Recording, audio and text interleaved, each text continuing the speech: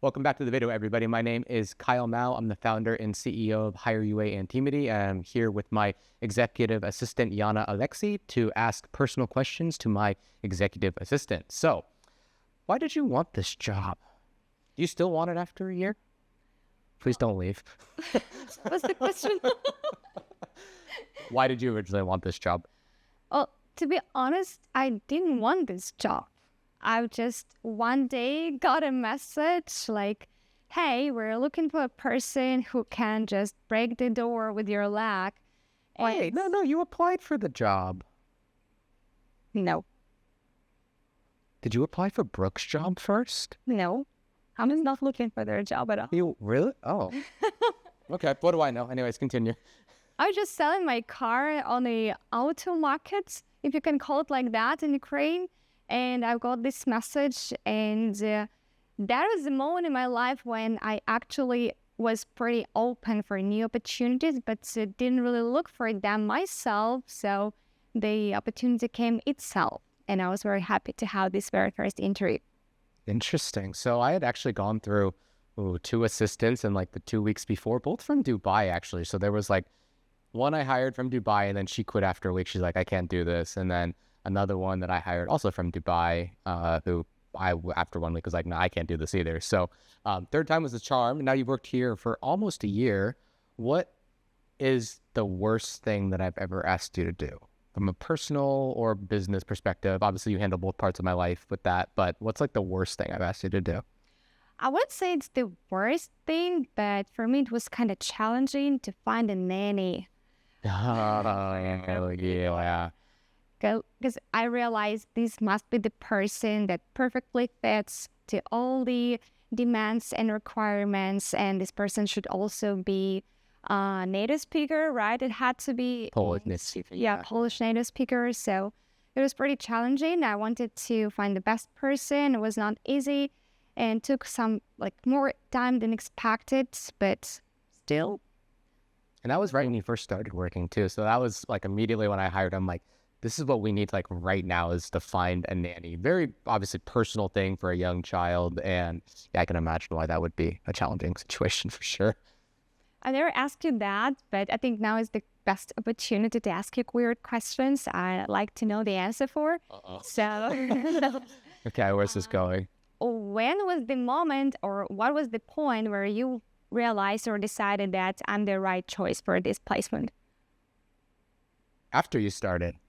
And after you started doing, no, okay, I wouldn't say that, but you just seemed a lot calmer than my last assistant. And I watched your interview with Valentina, our operations manager, who had found you in the first place several times. And I'm like, I feel like she's a lot different than me from like just a demeanor perspective and my last assistant. And I was like, I think it's going to be a good fit because of that.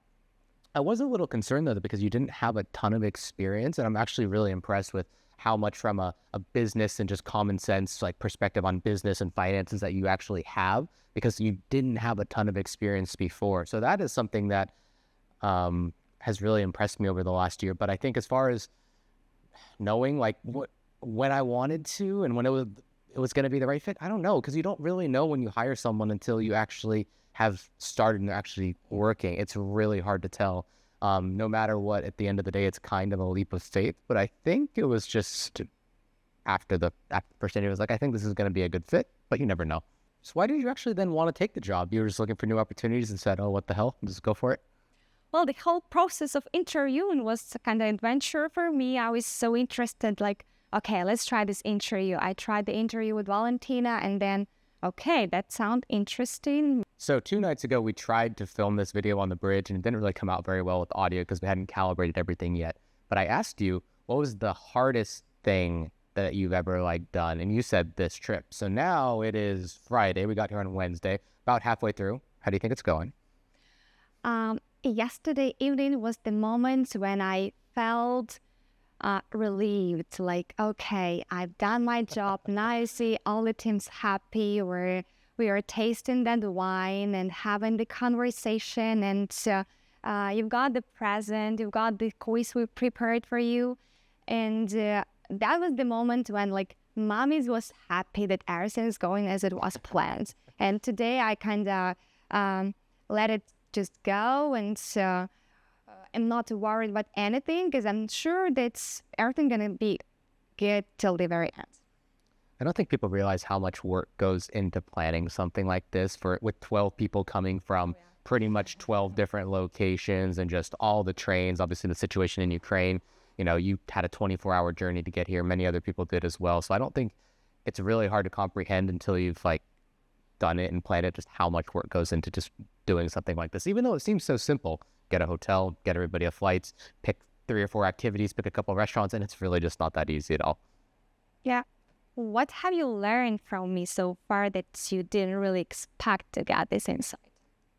I think the one thing that I learned was, or reiterated, I should say, was that you shouldn't judge a book by its cover, because you really didn't have a lot of direct business experience. If I remember right, you just worked for selling windows, right? You were an executive assistant at a window company, and that is nothing like what we do, which is clients, candidates. It's all about, the human to human relationship. And sometimes I always say, the most difficult part of this business is that we work with people on both sides. In a lot of businesses, you have a person on one side and a product on the other. And so only one of them has an opinion.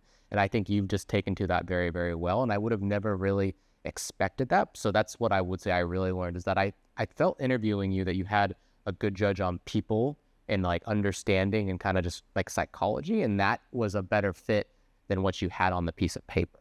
So that is what I'll say. It's that definitely just don't judge books by their cover, especially when hiring people. You never quite know. What is the situation actually like in Ukraine now? So you decided to still live there and, kind of have that, support the military. And that's very much now part of your kind of day-to-day life. So what is it actually like just from a stress perspective on a day-to-day basis? To be honest, unfortunately, it depends on the part of Ukraine where you are located. So I used to live in a very war-oriented place, let's say like that. There is everything about the military and the war. And so when I moved from there, I just wanted to help people maximum, especially civilians who have no experience, who have no idea how to protect themselves if the moment comes, how to protect their families. So my daily life there is every day I want to do something, not for war, but for people to survive the war and help their families to survive the war if anything even worse happens. I have a question I just thought of. What's the most mad you've ever been at me for something I asked you to do or, something like that? Oh, you should better ask my partner. He's not here for me to ask, or I would. He knows better.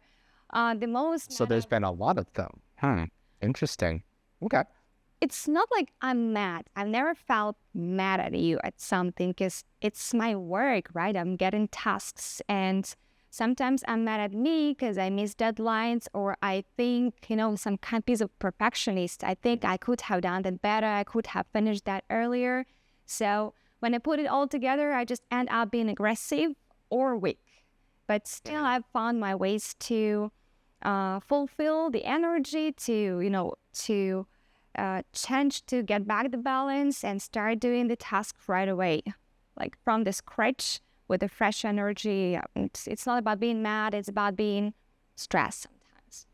Are you a politician? Oh my God, you totally managed to completely dodge that question. Well done, actually.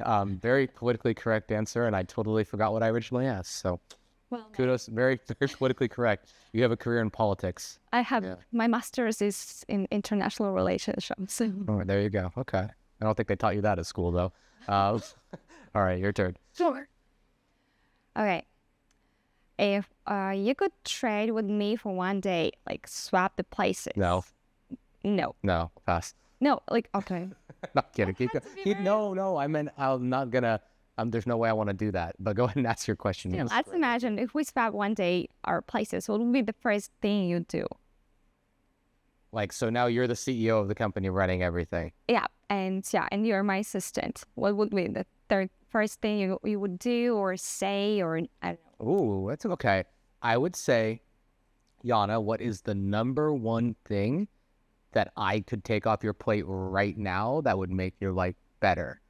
But you have to word that carefully, because there's certain things that you can't always give someone, and you can delegate almost anything, but there's certain things that are just easier to handle sometimes because you have to give so much information and so much of the backstory for someone to handle. So wording that correctly, that's the first thing I do is I'd say, what is the one thing I could do right now that would make a big difference? And then I'd be looking at like your calendar, what you're doing, where your time is going, and just seeing what the roadblocks are, but then also understanding like what is the goal, like what are you hoping to accomplish this month, this quarter, this year, etc., and then trying to piece together and remove those roadblocks as much as I could. Well noted.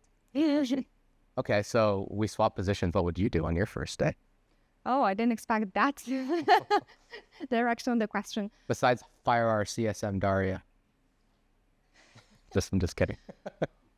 Well, that would be actually interesting experience, and I'm not sure what's the first thing I would do, but I would really like to, lean one day to understand your schedule, your amount of messages you got a day, during the day, like your workflow. As an assistant, I do understand a lot, I do know a lot, but I've never been in your shoes, right? So would be interesting to try, it's gonna help me to understand and plan my work better. Got it. Okay, your turn.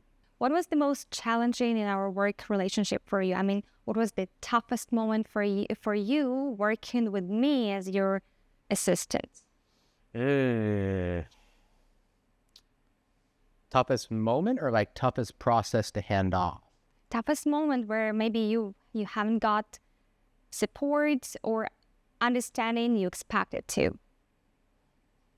I think actually maybe yesterday, I think we had a good conversation. You said, when you come to me and you like have the situation and you say like, what do you think? What do you want me to say? And I said, I'm looking for you to ideally disagree because sometimes I'm looking for guidance. And I think that's like so hard to coach. You can't write an SOP on like how to react and how to, because sometimes like this job part of it is like being a therapist in a way. If I'm like, I'm so pissed about this person, blah, blah, blah, blah, blah, blah. I need someone to be like, why don't you just like chill and not do anything stupid for the next 30 minutes before you do something stupid? And I don't think this is something that can be trained. It's something that has to like be built and you have to get to know somebody. It is not just something you just hand them a manual in some ways. And I actually would be curious to ask you this. I wonder like, what did my last assistant tell you as she was transitioning out of that role? Did she say like, this is what he's like personally and this is what you need to be aware of? Like, did you get that? No. There was like, I don't truly remember, to be honest. It was so long time ago, and in that period, I've got so much information, so it's kind of messed up now in my memories. So I don't want to make up new memories now. Answering your question, the general character of yours, I actually got at the very first interview, and that's why I wanted this opportunity after that, really, because I knew that the person I'm gonna work with has to match my character and has like I need to like this person from the very first sight because I'm gonna work closely, right? Mm-hmm. And so I want my life to be not complicated, right? So having the boss you can understand easy and you can find a way to communicate and negotiate this stuff is very important, and it makes my work life easier. It makes sense. Yeah, I would say it's definitely one of those things like certain things can be SOP'd and put into a guide and you can train someone, but that would be like if I was an assistant too and I was moving on like cordially and there was someone new coming in, I'd be like, this is what this person is like. This is like when they get mad. This is when they're in a good mood. And those to me are the most like important things more so than the actual work itself. I also think it's really important to differentiate like kind of what the different types of assistants are. So like Yana, for example, does like business stuff and personal stuff across multiple businesses, across like my family's, general life and stuff. And then there's, certain things like Domi, who works with me in Poland. She just does like personal errands for me. It's not quite as in sync with all of that stuff, basically. And I think, a lot of people don't realize just how people need to know each other to make this kind of, working relationship actually work. Otherwise, it just won't. It has to be slightly more than just like showing up and like reading an SOP and doing tasks. It's a lot more involved than that, I would say. And also, one person is never enough, even though it was your executive assistant, it's never enough to get the whole picture. So I actually gathered everything, all the info from all the team members. One person told me this fact, so one person told me this story, so I just gathered it together, digest. Try to piece it together. Yeah. And it's hard though, because it's a, you know, it's just like it's a humans. Like, so it's life is messy. You know what I mean? Like, it's just always, nothing is so cut and dry, which makes, you know, finding a good assistant really, really tough. Like, it's really probably the hardest position to hire for. And a lot of people, it'd be like the first position they hire for, but it's something that's hard to get right for sure. Definitely. If you could go back in the past and give yourself one advice as a CEO, what would you tell yourself? Oh, that's a good question. I would tell myself that the person you have to become to be a good CEO is so extraordinarily different than the person you are now that you won't even recognize them. And it's just such a different shift from doing the work. Like, I'm not busy. I don't like sit at my computer all day, like typing away at stuff. I don't want to say I don't work, but now I have to like think, and I have to think about people, and I have to think about who needs what and who needs this training and who is lacking this. And it's all just so much more nuanced because I spend my day thinking about how to make everybody else around me better instead of just doing it myself, because I can't, at the scale of the current company, I cannot possibly do it all myself. So I think it's such a big shift, and it's so hard to make that shift because as a business owner, like to get something off the ground, especially if you've like bootstrapped companies like I always have, just from nothing and never taken on funding and never even needed that much money to get them going, you just are used to willing it all. You're like, I'm just going to do this and it's going to work. And it's very different when the company's growing and you need people, and it's like, I'm going to make them do this, but I can't just like make them do this. Does that make sense? Like, you have to use nuance to it. And it's such a different role that, yeah, it's really hard to prepare for. Let's put it that way. What would you, if you could, what would you have done differently so far? If you could change something in the past. I would have built out department by department, slow and steady, and then handed that off. So like, I feel like I did that correctly with recruiting, but then marketing hasn't been like quite as smooth. It's been, okay, I want more videos, let's hire some editors. And then it's like, oh, I'm going to put this person in charge because they have good taste. And then that person didn't work out. So now we're going to put someone else in charge, instead of just taking my time, like with recruiting, where it was, okay, I don't want to talk to candidates anymore, so let's get a recruiter. And then it was, okay, the clients are too much for me to talk to now, let's get a client success manager. And then, okay, we have way too many placements going on and someone else to manage all of those. Let's get the, head of recruitment operations manager. And for some reason, I slowly but surely did it like that. And it's been harder to do on the marketing side. So that's what I would tell myself, is just slow down, build it brick by brick. And I'd also realized that like marketing and advertising it's an art.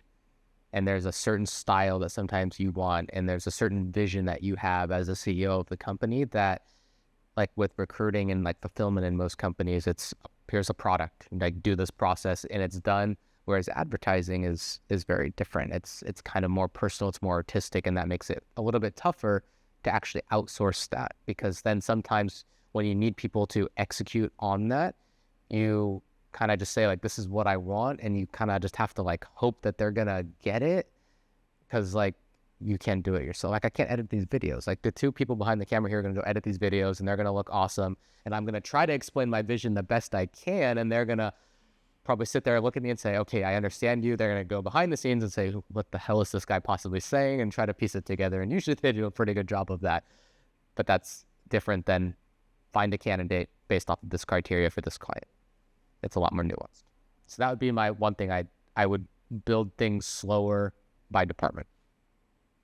That's what I like about this job. What is the thing you like most about this job and that you dislike the most? I didn't expect the second part of the question, but okay. So the most, what I do like about this job is that it's never the same. Like, I'm not really about the routine. And even though I've got some routine tasks, the daily tasks, still it's like you never know what's going to be tomorrow and what task you're going to get tomorrow. So it's kind of not every day, but still adventure. And I love it because the tasks are pretty different. It can be starting like getting the information about the visas to different countries to I don't know, to set in domains and inboxes, which was actually very new to me, but I've got perfect instructions and got a very new skill, and it was also interesting. So yeah, I kind of grow myself too with this job. How do you feel when you get the word urgent in a message and it's like the only thing you see? So on Slack, basically, if something's urgent, I'll usually write, in caps letters urgent, and then the next line is the task. So a lot of times you probably don't see the whole task. So what happens when you see that word? Well, I'm not like panic person when I say the word urgent, because sometimes I write this word to the girls and I expect the reaction and being concentrated and doing the stuff. So urgent, okay, let's do it. The only thing for me is to find a place to open my laptop and do the stuff correctly. Got it. And you're not getting out of this. What's the worst part of the job? The worst part of the job is that sometimes I'm not really aware of how some things should be done. And this moment of me sitting there and thinking like, okay, what now? And then I need like a few minutes, to gather together. And okay, we can start from this. Next step could be this. And this way, maybe I can ask some extra question and get some extra info. Yeah, this. But I always want to finish the task myself. And it sometimes brings problems. So better I sometimes just come and ask. I think I told you too when I hired you. I said, this is a job where I'm going to tell you to do something and I'm not going to know how to do it. And you just have to kind of go figure it out. And I think you've embraced that, which is really good. All right. Thank you guys for watching this video. Hope, if you're looking at hiring an executive assistant, that this was insightful. Or if you are looking to be an executive assistant or are one, maybe you'll get some good information to help your boss.